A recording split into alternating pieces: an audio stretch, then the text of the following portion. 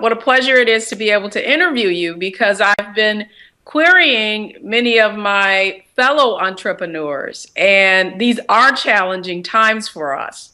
And so the first question really is, in this economy, many entrepreneurs, women, minorities, are struggling to find financing. And it seems like the banks are tougher in terms of underwriting. What are some effective strategies that we can use to find other ways of financing our businesses?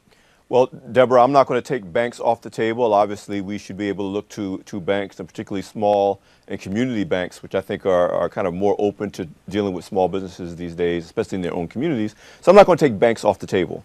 Okay. But I think one of the things that has to happen, and I think is happening to some degree, for new entrepreneurs, is they need to broaden their networks of potential sources of financing. I'm talking about everything from micro lending to angel investors, which is actually probably a better way to go in terms of getting people who will invest in your business, one, because it's a good investment, but two, because they do share a passion for the growth and success of your business. One of the panels that we're doing at our upcoming Black Enterprise Entrepreneurs Conference is a session with angel investors, because we need to get our community of entrepreneurs accustomed to knowing how to approach such investors, how to pitch investors, to learn about angel investor networks.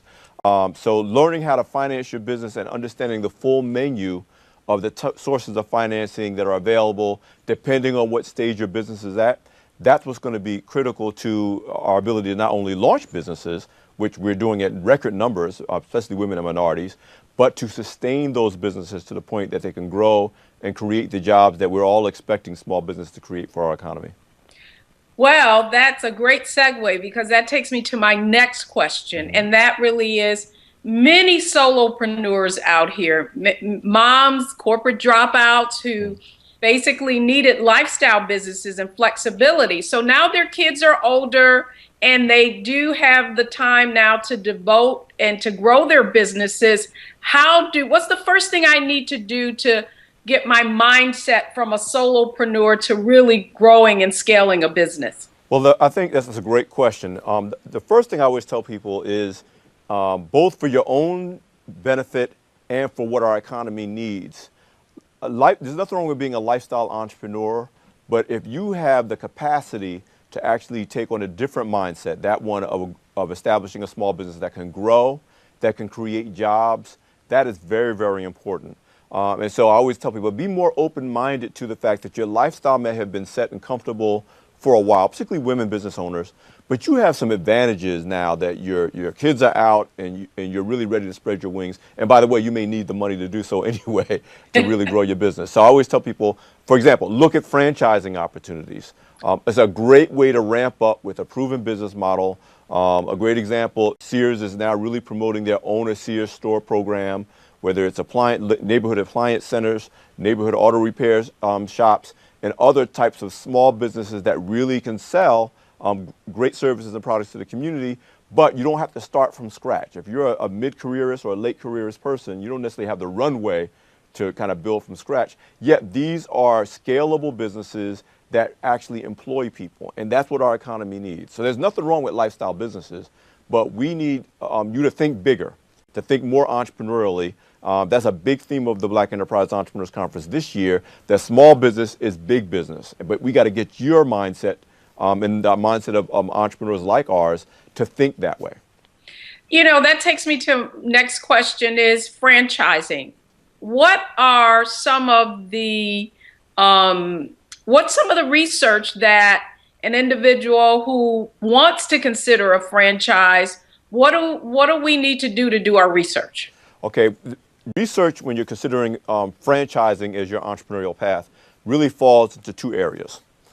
The first one is yourself, your own mindset. Fortunately, this is my own personal belief, women kind of are better at this whole franchise game than men, because women are naturally collaborative, they're comfortable with operating within a proven system, and they can be imaginative without feeling restricted by if you will, the lane that they're in terms of executing the business model. But you want to ask yourself, am I really cut out for working within a given system where there's just a certain way that I'm going to be expected to do things? Am I going to feel limited by creativity? Am I going to feel restricted? And so there's a question of whether you're the right person to pursue franchise opportunities, no matter what kind they are. So you want to answer that question. Once you get past that question, then you want to do really good investigation of different franchise opportunities. What are the real costs of acquiring a given franchise? Franchises have to give you a disclosure document that it kind of spells out the different terms of getting into a franchise agreement. So you want to investigate the opportunities and fit the opportunity for what you want to do. Here's a key thing. Most franchises, you cannot just be an absentee owner. So you better really buy into something that you really feel like you can passionately commit to. This is not a place where you're going to kick back and kind of drop by the business once a week. You really want to engage. The good thing, though, once you've moved past the idea of a lifestyle business, is that you really do. Most people at that stage of their business careers want to engage in something they really believe in. They really want to have contact with customers. They really want to grow their business in a very hands-on way. So you want to really think of yourself and what your mindset says you're ready for, and then what are the opportunities that best fit what you want to do. And then the other question I got as I queried other entrepreneurs is, if I wanted to buy a business, if I wanted to buy into a franchise, what kind of capital am I? What kind of capital is necessary to buy into a franchise or buy an actual business? Well, see, that's why your investigation of opportunities is important, because it's a very, very wide range. Okay. There are some franchise opportunities that the initial investment may be less than $15,000. They don't generate the kind of revenue that you necessarily want, but the point of entry is very low. Then there's if you will, the McDonald's of the world, where you really do have to have a significant amount of capital on hand to get in the door and really have a chance to do well. Everything falls kind of in that range. And kind of the nice thing about some franchise opportunities is that they're scalable. For the Sears Owner Store franchises, there's different types of franchises. If you go to the Owner Sears Store website, you plug in certain information, and it'll tell you, well, here's how much money you're going to need to have on hand for this kind of thing, and this is what you're going to need for this kind of franchise. So you want to shop around, but I always tell people, don't operate from the presumption that the franchise company is somehow going to finance you. If that happens, if they help, that's a bonus. It's a great thing. Think like a real entrepreneur. I need to be prepared to pull together the financing to be able to get this thing going. And then if I get assistance from capital assistance from the franchise company, that's a nice bonus. The biggest thing that a franchise company can offer you is the training, the marketing support. These are non-cash support, but actually that's going to be more important to you than whether they can help finance the acquisition of the franchise. Oh, I'm so glad you said that, because that's my next question, and that's marketing. How do I grow my business and scale my business in these times? What are some cost-effective methods for marketing and getting more customers? Well, I'm going to step out of the franchise area, because I already talked about once you buy into a healthy franchise model, the franchise company, if it's a good model, like Sears, will provide. You're buying into a national brand. You're going to get some marketing support. But let's and you've got the awareness, the brand awareness too. Absolutely. And in Sears' case, they have products, Kenmore, and other products that just people know. But let's say you're an independent entrepreneur, and I spend a lot of time, as you know, talking to independent entrepreneurs, and it's a big theme of the Black Enterprise Entrepreneurs Conference. I still am amazed at how many small business owners are kicking and screaming at the idea that they have to engage in social media, whether that's Twitter, Facebook, blogging, YouTube, or whatever, because while it does take time and labor, it's a really low-cost, cost-efficient way for you to directly engage with potential customers and clients. There's a book I recommend all the time called The Thank You Economy by Gary Vaynerchuk.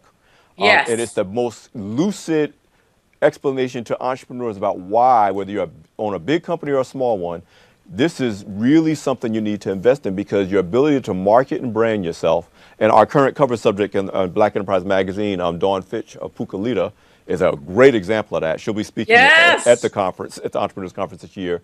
I mean, small business, not far from where I live in New Jersey, but has really taken advantage of this idea that I can reach customers. And she will tell you her business sales were flat until she really committed to social media as a way to grow her business. And she sells, beauty and skincare products. So when I talk about marketing, now social media is not everything. You got to have a marketing strategy to share via social media. But I'm like, it's 2012. Stop it already. you know. Okay, so that's the challenge. Oftentimes with entrepreneurs, it's really how do I do it effectively? A lot of people say I need to be on social media, but to your point, strategy is such a necessary component of that because it's not necessarily just having that access. It is knowing how to leverage it. And that takes me to one of my next questions. Okay. And I got this question over and over and over. So how do I get featured in Black Enterprise? Hey, that's a great question. And it's also great. One of the things I'm proudest of Black Enterprise is one of the few national magazines left, and certainly maybe the only black magazine left, where you don't have to be Beyonce or Jay-Z or There you go. Angela Bassett or some famous celebrity to get on the cover. We love celebrating small business owners like Dawn Fitch. The biggest thing you can do is really just engage Black Enterprise on social media platforms. Black Enterprise is on Twitter, Facebook, YouTube, Television. television. Again, we're all over the place. Engage us and just let us know what you're doing. A lot of times we're looking for interesting stories. We're looking for entrepreneurs that can teach other entrepreneurs through their own experiences, which means you got to be willing to open up and share some things. We did a small business makeover in our March issue with a pet grooming company in Atlanta, but it required her to kind of admit, I need help. And I'm going to share some things about my business I'm not necessarily proud of, but it's a way for me to help educate other entrepreneurs. So again, really, you can connect with almost all of our editors on Twitter. You certainly can connect with me and just keep me posted on what you're doing. And invariably, I'll say, oh, there's a great company that's telling the story that we need to tell. Excellent. And then the other question that I have for you is, as an entrepreneur and trying to grow your business, is there any theme or any, that you've been an editor at Black Enterprise for many, many years. And so you certainly have a knowledge base and a perspective on small businesses. So what's the set apart mindset? I mean, what do you see great businesses do that maybe many businesses don't, that is preventing them from growing their business? Well, there's a number of things, but I'll focus on one thing. This is going to be my final question. I think minority and women-owned businesses, and I've written about this at blackenterprise.com, sometimes apologize for the idea that their first priority should be to turn a profit. We feel like we shouldn't look like we really are chasing the money. And your first and number one obligation as a business owner, before you can create jobs, before you can help the community, all those other wonderful things that great entrepreneurs do, you have to turn a profit. And so I always tell people, you got to have a profit model. It's not enough to be in business and do nice things. You have to have a profit model. And if your profit model works, you will have the cash flow to do all the wonderful things that we know great small businesses can do to really help our community and our economy. Well, at DeborahOwens.com, we really are all about wealth and creating value. And you've got to have something in that purse, if you will. And to do that, you got to make a profit. Well, it's been a wonderful opportunity to have this time with you and ask the questions that so many inquiring minds want to know. Thank you so much for allowing me to spend a little time with you this evening. Thank you so much for having me, Deborah. I always enjoy talking to you.